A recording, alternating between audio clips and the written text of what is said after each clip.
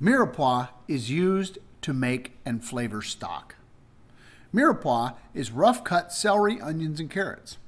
You may use the whole vegetable or the peelings and trim from another recipe.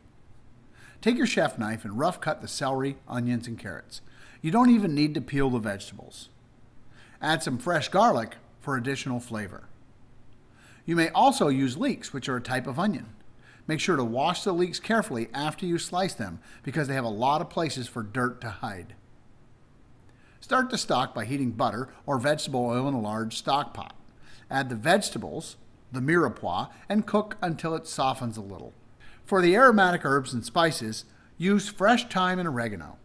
Just add it to the pot and add water to cover the vegetables.